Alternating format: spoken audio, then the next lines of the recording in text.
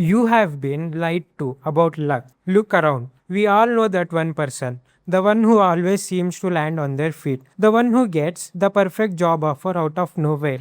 Meets the right investor at a random coffee shop or goes viral on their first try. What do we say about them?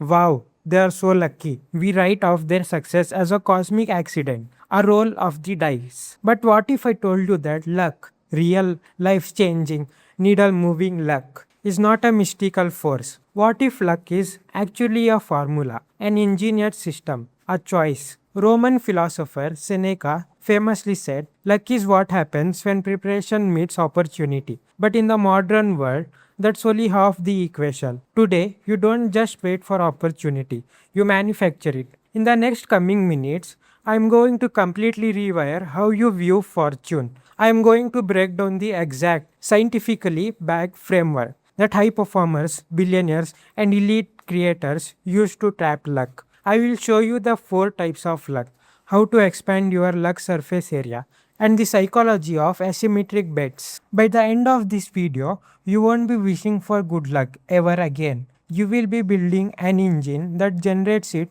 on demand. Let's go. Act 1. The four types of luck. To manipulate luck, you first have to understand its anatomy. Legendary investor Naval Ravikant, expanding on the work of neurologist James Austin, categorizes luck into four distinct types. If you only know type 1, you are playing the game on hard mode. Type 1 is blind luck. This is the lottery ticket, the cosmic accident, where you are born, who your parents are, finding $100 bill on the sidewalk. You have absolutely zero control over this. It's passive. If this is your only strategy for success, you are living your entire life up to a roulette wheel. Move past this. Type 2 is hustle luck. This is luck generated through sheer motion. Think of a scientist trying 1,000 different chemical combinations until one explodes into a cure. Think of an entrepreneur knocking on 500 doors. You are running around, staring up the universe, creating kinetic energy. You generate so much output that eventually you bump into a lucky break. It's brute force.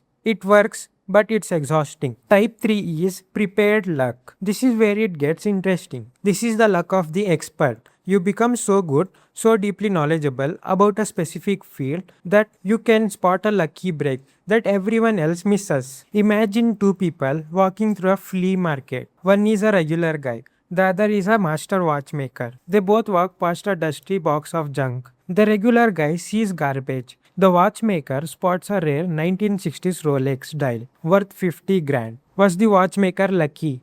Yes, but only because his mind was highly trained to recognize the anomaly. This is luck through extreme competence. Type 4 is magnet luck. This is the holy grail. This is where luck hunts you down. You build such a unique reputation, such a specific brand, that opportunities seek you out while you sleep. If you are the absolute best in the world at deep sea welding and someone discovers a sunken treasure galleon, they are coming to you. You did not find the treasure found you. Type 1 happens to you. Type 2 happens because you move. Type 3 happens because you notice. And type 4 happens because of who you are. Your goal.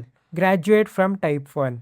Use type 2 to build the skills for type 3 and eventually become a type 4 magnet. Act 2. Expanding your luck surface area. A concept coined by entrepreneur Jason Roberts. The luck surface area. Think of luck as bunch of random arrows flying through the sky. If you are standing still wearing a tiny backpack, your chances of getting hit by an arrow are incredibly low. You have a tiny surface area. But what if you built a giant 100-foot wide net? Suddenly, you are catching arrows every single day. The formula for your luck surface area is brilliantly simple. Luck equal to doing things multiplied by telling people. Let's break that down. Variable A is doing things. This is your passion, your execution, your late nights coding, writing, building or learning. It's acquiring rare skills. But here is the trap 99% of people fall into. They grind in the dark. They build the app, they write the book, they design the clothing line, but they never leave their bedroom. They're doing things, score is a 10, but they're telling people score is a 0. And anything multiplied by 0 is 0. Variable B is telling people this is broadcasting your work to the world. It's tweeting your progress, making a YouTube video about your failures, attending networking events, sending cold emails, publishing your portfolio. When you combine doing cool things with loudly telling people about them, your luck surface area expands exponentially. Let's look at a real world example. Person A learns to code for a year in silence. They apply to a job through a standard web portal. They are one resume in a stack of 10,000. They don't get the job. They think they are unlucky. Person B learns to code for a year, but every Friday they post a thread on Twitter showing exactly what they built, the bugs they encountered, and how they fixed them. They open source their code. 9 months in, a startup founder sees their thread, likes their problem solving mindset, and slides into their DMs with a job offer. Person B was not luckier than person 1. Person B just had a massive luck surface area. The founder was the luck arrow, and person B had a net big enough to catch it. Stop grinding in secret. Document your journey. Build in public. Share your half-baked ideas. Put a megaphone to your hustle and watch how lucky you suddenly become. Act 3. Asymmetric bets and convexity. Now that you have a massive net, it's time to talk about the math of luck, specifically asymmetric bets. Most people live their lives making symmetric bets. A symmetric bet is a 1-to-1 ratio. I work an hour, I get paid $20. The downside is fixed, the upside is fixed. There is zero room for explosive luck in a symmetric bet.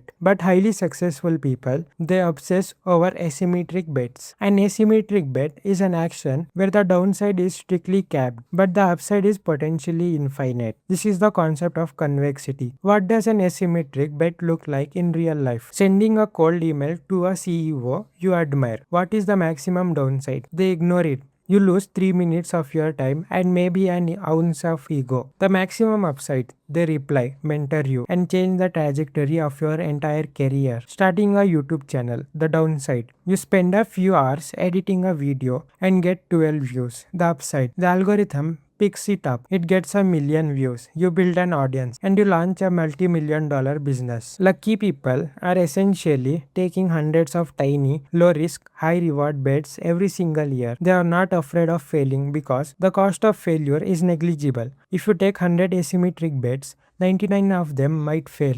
You lose a little bit of time. But that one bet that hits, it pays for the 99 failures 1,000 times over. Unlucky people are paralyzed by the fear of looking stupid. They don't send the email. They don't post the video. They protect their ego. But in doing so, they completely block any chance of a positive black swan event happening in their lives. To engineer fortune, you must become an asymmetric bet machine. Ask the girl out, send the pitch, publish the post, cap your downside, expose yourself to infinite upside. Act 4. The psychology of the luck. But all the strategy in the world won't work if your brain is not wired to receive luck. British psychologist Richard Wiseman spent a decade studying the psychological difference between people who considered themselves lucky and people who considered themselves unlucky. He wanted to know, is luck a mindset? He ran a brilliant experiment. He gave both groups a newspaper and asked them to count the number of photographs inside. The unlucky people took both 2 minutes to count all the photos. The lucky people took seconds. Why? Because Wiseman had secretly placed a massive half-page message right in the second page of the newspaper. It read, "Stop counting. There are 43 photographs in this newspaper." The unlucky people completely missed it. They were so hyper-focused, so stressed about the specific task of counting that they developed tunnel vision. The lucky people were much more relaxed, open, and observant. They spotted the anomaly immediately, read the text, and finished the task in seconds. Wise men discovered that unlucky people are generally tenser. This anxiety limits their ability to notice the unexpected. They go to a party looking only for their perfect romantic partner, and they completely miss the chance to make a great business contact. Lucky people are relaxed and open to serendipity. They don't have rigid, unbreakable plans. They leave room in their lives for the unexpected. If you want to be luckier, you have to loosen your grip. You have to look up from your phone. You have to strike up conversations with the barista, the person next to you on the plane, the stranger in the elevator. Luck does not arrive by appointment. It arrives in the periphery. You have to keep your eyes open. Conclusion: the luck engine. Let's tie this all together. Luck is not a lottery, it is an engine. And as of right now, you know exactly how to build it. Step 1. Graduate from blind luck. Become a master of your craft so you can spot the anomalies others miss. Prepare your mind. Step 2. Expand your luck surface area. Stop working in the shadows. Do interesting things and scream about them from the digital rooftops. Multiply your output by your broadcasting. Step 3. Hunt for asymmetric bets. Protect your downside but constantly expose yourself to infinite upside. Send the email, make the post, take the shot. Step 4. Stay psychologically open. Kill your tunnel vision. Notice the newspaper ad. Welcome serendipity into your daily routine. You are not a victim of circumstance. You are the architect of your own fortune. The universe is chaotic, yes, but the people who win are the ones who build a sail big enough to catch the winds of that chaos. Stop waiting for a lucky break. Get out there, expand your surface area, and go engineer your own.